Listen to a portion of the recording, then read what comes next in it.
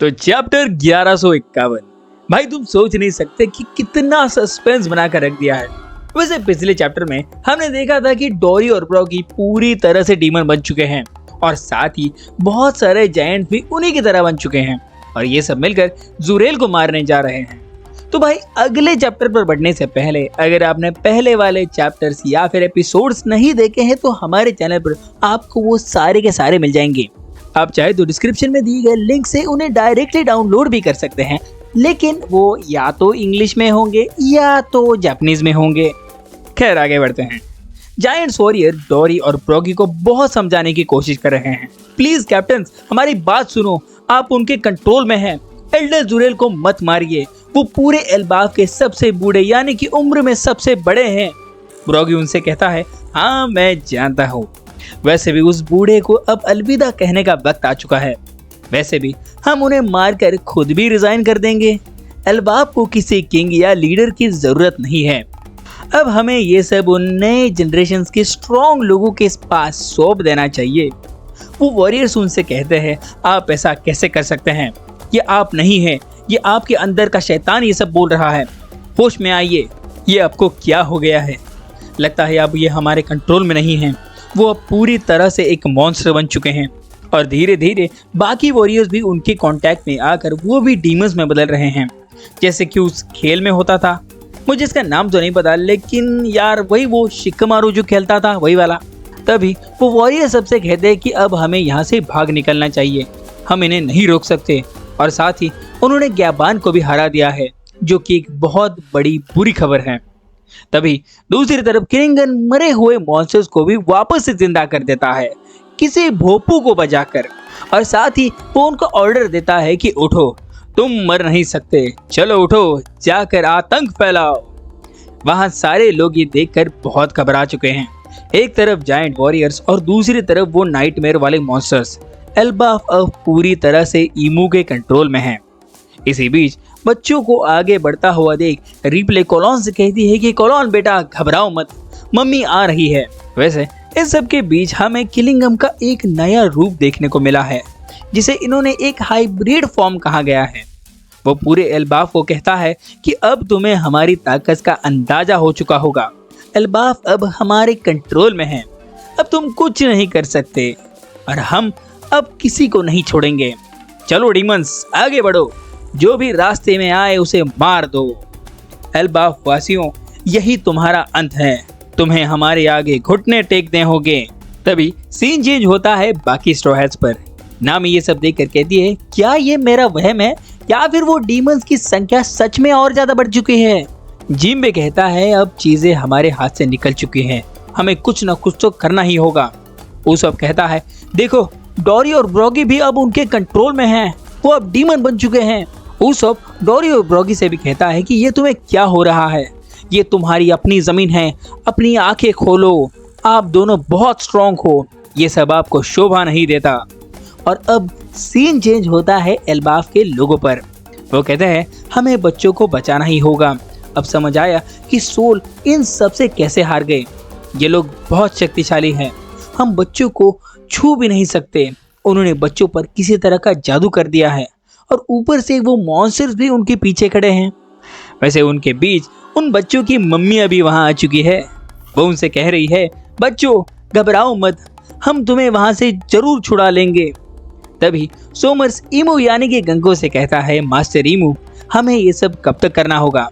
किलिंगम भी ईमू से कहता है वैसे भी अब सारे लोग हमारे काबू में है। ईमू जवाब देता है सही कहा तुमने, अब वो चाहकर भी हमें नहीं रोक सकते। अगर वो रोकने भी जाएंगे तो भी इसमें उन्हीं का नुकसान है। हमें ये सब तब तक करना है जब तक इनकी उम्मीद नहीं टूट जाती। और वैसे भी उस हेरोल्ड ने उस वक्त अगर ये गलती ना की होती तो अब तक एल्बाफ हमारे गुलामों के लिस्ट में होता। लेकिन भाई यहाँ पर उन्होंने इस बात का कोई एक्सप्लेनेशन नहीं दिया है कि ईमो आखिर हेरोल्ड की किस गलती के बारे में बता रहा है।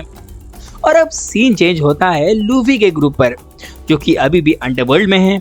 और हाँ, ये सीन तब शुरू हुआ था जब ग्याबा नीचे गिर रहा था। वैसे उसे देखकर चॉपर ने भी नीचे छलांग लगा दी थी। चॉपर गिरते गिरते खुद ही से बात कर रहा है, अरे मैंने तो बिना सोचे छलांग लगा दी, अब क्या करेंगे? मुझे शांत रहना होगा। मैं ये कर सकता हूँ, मैं उन्हें पकड़ सकता हूँ।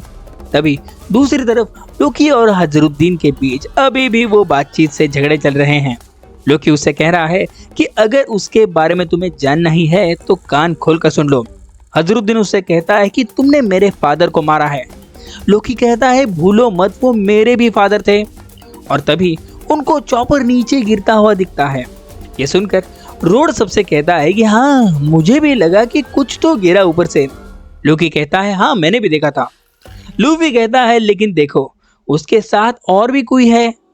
सांजी कहता है अगर वो ऊपर से सन रेल्म से नीचे गिर रहा है तो पक्का ऊपर कुछ तो गड़बड़ है। और आखिर में जोरो कहता है चलो देखिए क्या हो रहा है आखिर। वैसे इन लोगों को कोई खबर नहीं है कि ऊपर क्या चल रहा है। और भाई मानो या ना मानो, लेकिन स्ट्रॉ हेड्स की 90% स्ट्रेंथ तो यही है और ऊपर तो बचा सिर्फ 10% है। तभी सांजी गर्ड से कहता है गर्ड, क्या तुम्हें कुछ चाहिए, जैसे कि किसी का सर या फिर कुछ गहने वगैरह? ऐसा सवाल भाई सांजी पूछ सकता है। लोकी बीच में बोलता है कि मुझे भी कुछ चाहिए। उसे सुनकर सब एक साथ कहता है नहीं, हम तुम्हें नहीं छुड़ाने वाले। लेकिन तभी लोकी का ट्रांसपॉन्डर स्नेल बजने लगता है। परप परप परप परप परप परप। उस पर एक्चुअली लोकी का फ्रेंड मोसा बात कर रहा है। वो कहता है हेलो लोकी। लोकी उससे कहता है अभी नहीं मोसा, मैं थोड़ा बिजी हूँ। मोसा कहता है काम थोड़ा अर्जेंट है भाई, जल्दी सुनो। लोकी कहता है चलो बताओ, लेकिन अपनी आवाज थोड़ी धीमी रखना। मोसा कहता है मैं तुम्हें बहुत पहले बताना चाहता था कि मैं तुमसे अब कुछ समय के लिए बात नहीं कर पाऊंगा। लोकी कहता है क्यों, क्या हुआ? मोसा कहता है लोकी, मुझे तुमसे इतने समय से बात करके बहुत अच्छा लगा। ये एक्सपीरियंस मैं किसी के साथ भी कंपेयर नहीं कर सकता, इसलिए मैं तुम्हारा शुक्रगुजार हूँ। लोकी उसे कहता है कि लेकिन हुआ क्या, ये तो बताओ। तुम्हारे साथ वहाँ क्या हो रहा है? क्या ये तुम्हारे उस बिजनेस के बारे में तो नहीं है? मोसा कहता है तुम मेरी चिंता मत करो, थैंक यू फॉर एवरीथिंग। ऐसा कहकर वो फोन रख देता है। उनकी ये बातचीत सुनकर गर्ड उसकी तरफ देखने लग जाती है। लोकी कहता है मेरी तरफ ऐसे क्या देख रही हो? गर्ड कहती है कुछ नहीं, बस सुनकर अच्छा लगा कि यहाँ पर तुमने एक दोस्त बना ही लिया आखिर। लोकी उससे कहता है हाँ, लेकिन किसी को मत बताना। लेकिन तभी हजरुद्दीन ग्याबान को उठाकर गर्ड के पास ले आता है और उससे कहता है कि गर्ड, तुम्हें ग्याबान का इलाज करना होगा, वो घायल है। लूफी उसे देखकर कहता है तो ये बूढ़े बाबा यहाँ फेमस है। चॉपर, तुमने अच्छा काम किया इसे बचाकर। चॉपर कहता है अरे नहीं लूफी, मैं इतना भी खास नहीं, ये तो कुछ नहीं था। और तभी लूफी को ग्याबान की सच्चाई पता लगती है। वो कहता है क्या ये बंदा रॉजर के क्रू में था? मतलब तुम रेली के साथ थे? तभी हजरुद्दीन उससे कहता है हाँ, सही सुना तुमने, वो एक्चुअली उनमें से तीसरा सबसे स्ट्रॉन्गेस्ट मेंबर था। जोरो कहता है ओह, तभी मैं सोचूं ये इतना पावरफुल कैसे है, इसने लगभग हम दोनों को हरा दिया था। लूफी कहता है तो ये शैंक्स को भी जानता होगा। तभी हजरुद्दीन उन सबसे कहता है रुको रुको रुको, ये कुछ कहने की कोशिश कर रहा है। ग्याबान सबसे कहता है वैसे मैं दूसरा सबसे स्ट्रॉन्गेस्ट मेंबर था भाई, ये पक्का सांजी की तरह ही है। कोई कह रहा है कि ये बताना जरूरी था, उससे जगा हुआ देख। वो कहते हैं अच्छा हुआ आप उठ गए ग्याबान, वैसे आपका ये हाल किसने किया? तभी चॉपर उनको सारी सच्चाई बताने लगता है। देखो ऊपर सब तहस नहस हो चुका है, हमें तुम्हारी जरूरत है लूफी। उन्होंने बच्चों को भी किडनैप कर लिया है, उन्होंने पूरे एल्बाफ के सारे वॉरियर्स को डीमन में बदल दिया है, और भी बहुत कुछ हुआ है। लेकिन तभी उन्हें ईमू की हाकी सेंस होती है। वहां किसी ने भी इस तरह की पावरफुल हाकी पहले कभी नहीं देखी थी। तभी हजरुद्दीन जोर से चिल्लाता है सुनो सब, हमें जल्द ही ऊपर जाना होगा। लूफी कहता है चॉपर चलो, हमें वहां ले चलो। और आखिर में लोकी कहता है ऐसी हाकी देखकर तो अब मुझे लग ही रहा है कि तुम्हें मेरी जरूरत पड़ने वाली है। और यही किया गया है चैप्टर को खत्म। भाई अगला चैप्टर बहुत ही बड़ा, बहुत ही खतरनाक होने वाला है, क्योंकि ये सारे 90% स्ट्रेंथ ऊपर जाने वाली है और सबसे बड़ी बात यह है कि लूफी का 5th गियर देखकर सब लोग उसे गॉड मानने वाले हैं। पूरा एल्बाफ उसे गॉड के नाम से जानेगा और उसे मिस ना कर सको, इसलिए चैनल को लाइक और सब्सक्राइब कर दो।